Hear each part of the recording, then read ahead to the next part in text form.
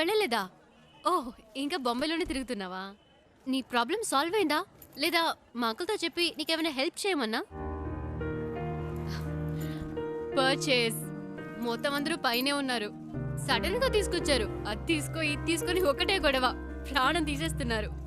నువ్వు ఇంట్లోనే చూసావు కదా ఎలా నెత్తి మీద పెట్టుకున్నారో. ఇలా చెప్పా పెట్టకుండా తీసుకొచ్చేసి అది కావాలా ఇది కావాలని అడిగితే మనకే ఇబ్బందిగా ఉంటుంది కదా.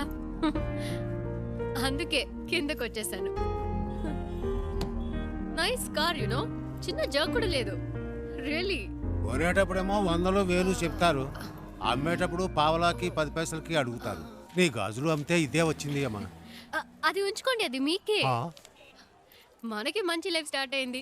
గేట్ దగ్గర నుంచున్నాడు. ఎందుకు పాతవని చేతికున్న గాజులు తీసిచ్చాను. అవ్వమ్మేసి నాకే తెచ్చిస్తున్నాడు. ఏమిటే నువ్వు బస్కి ట్రైన్కి కూడా డబ్బులు లేవు, ఈ గాజులు అమ్మి పెట్టండి అని అడిగినావు. నీ డబ్బు నాకు ఎందుకు అమ్మా? ఇదిగో కష్టపడి సంపాదించిన డబ్బే నిలబట్టలేదు.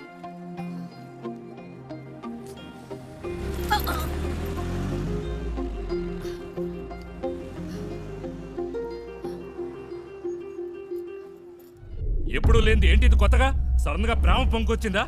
లేచిపోయిన దానికి పుట్టిందే కదా. గుండెల మీద తన్నేసిపోయింది వీళ్ళమ్మ. ఇంకా కళ్ళ ముందు మెదులుతోంది. ఇప్పుడిప్పుడే కోలుకుంటున్నాం. మాకెప్పటికీ మనశ్శాంతి అనేది ఉండదా? మన కుటుంబ గౌరవాన్ని సంతోషాన్ని పాడు చేయడానికే దాపరించింది. ఎక్కడికి పోతాయి ఆ బుద్ధులు? వాళ్ళ అమ్మేమో మనల్ని కాదనుకుని ఇంట్లోంచి వెళ్ళిపోయింది. ఇదేమో వాళ్ళ నాన్న ఏర్పాటు చేసిన పెళ్లి కాదనుకుని వచ్చేసింది. మమ్మల్ని క్షోభ పెట్టడం వల్లే దీనికి పరిస్థితి వచ్చింది. చెప్పేది వినరా, గట్టిగా అరవకు. దానికి వినపడుతుందేమో. వినపడాలనే మాట్లాడుతున్నాను. మన కుటుంబంలో దానికి చోట్లేదు. దానికి ఏదైనా చేయాలనుకుంటే వేరుగా ఉంచి చెయ్యి.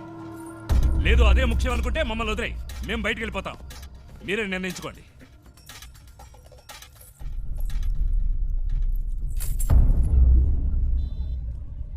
ఆ ఇంట్లోంచి బయటికి పంపించారు.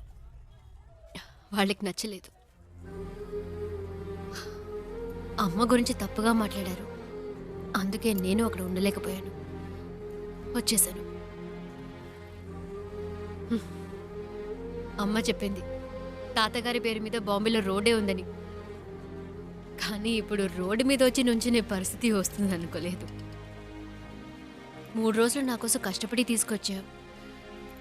ఇవన్నీ నీకు తెలియడం ఎందుకని నేను మెయింటైన్ చేశాను. అంతలో ఆ ముసలోడు వచ్చి మొత్తం చెడగొట్టేశాడు.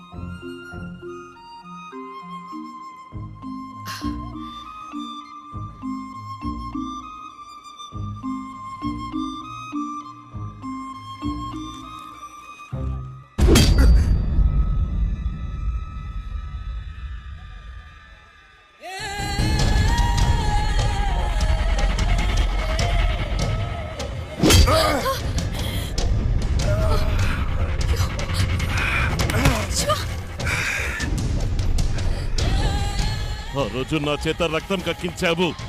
6 నెలలు జైల్లో నేను చిప్పకూడు తినేలా చేశావు.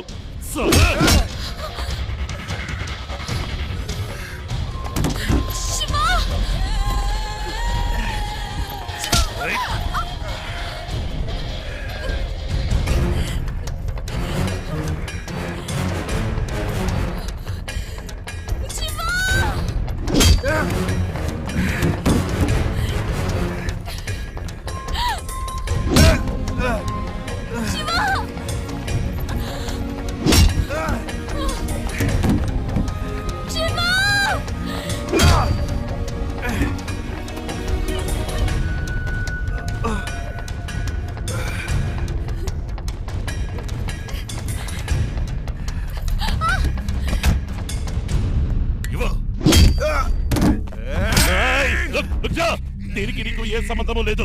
వీడు నా శత్రువు. నీకు కావాల్సింది ఆ అమ్మాయి కదా. తీసుకువెళ్ళు.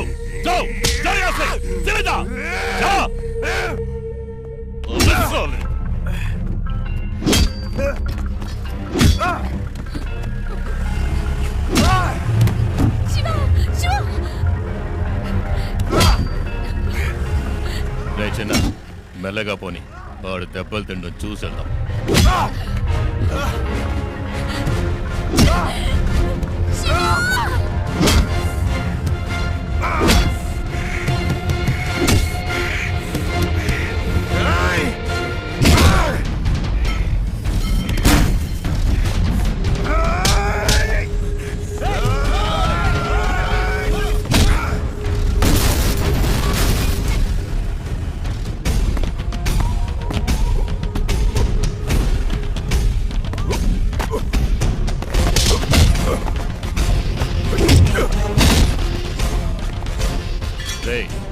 త్వరగా పోనీ.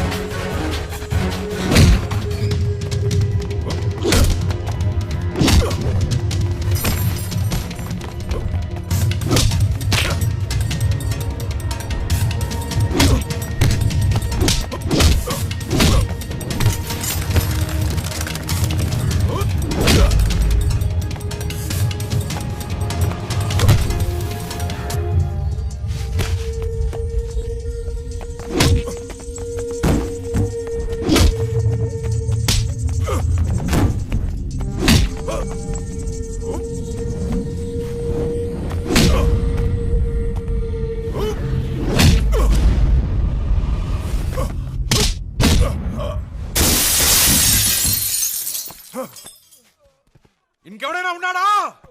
రా!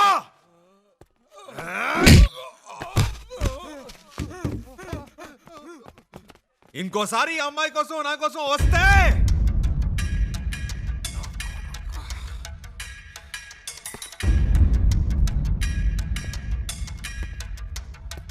రా, ఇంకెవడొస్తారో చూస్తా.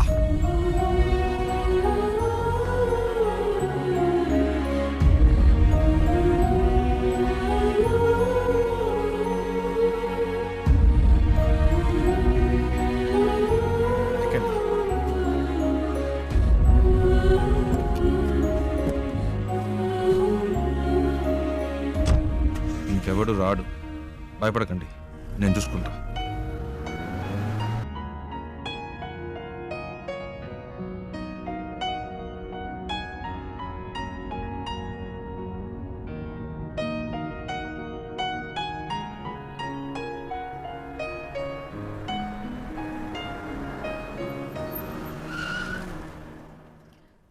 ఏమైంది శివ? అటు చూడండి.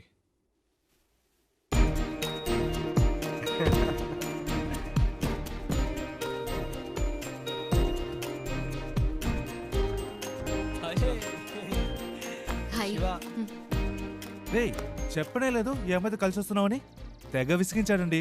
టార్చర్ తక్కువలేకపోయాం. రేయ్ బెంగళూరులో మిమ్మల్ని మొదటిసారి బస్సులో చూసినప్పటి నుంచి మా ప్రాణం తీశాడు. బెంగళూరులో బస్సులో నన్ను చూసాడా? ఏమండి మీ వల్ల వీడు ఇంటర్వ్యూ మిస్ చేసుకుని వచ్చాడు. ఇంటర్వ్యూనా? ప్రతిసారి ఏం జరిగినా మాకు ఫోన్ చేసి మా పని చెరగొట్టేవాడు. ఆ, నేను మీ అమ్మమ్మ ఇంట్లో వదిలొచ్చాక తెగ ఏడ్చాడు. కూల్ చేసేసరికి మా ప్రాణాలు పోయాయి. నువ్వంటే తనకి అంత ఇష్టం తెలుసా? ఆ విషయం చెప్పరా అంటే చెప్పకుండా నువ్వే ముందు చెప్తావని కథలు చెప్పాడు. చారు చారు అని రోజుకి 1000 సార్లైనా నీ పేరు చెప్తాడు.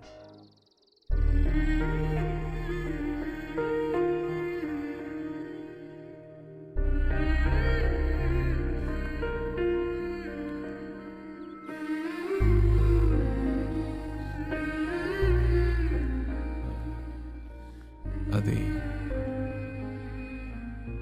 వాళ్ళేదో తమాష్కి అలాంటిదేమీ లేదండి. నిజంగా మీరు ఏ ఇంకా ఎందుకు దాస్తావు?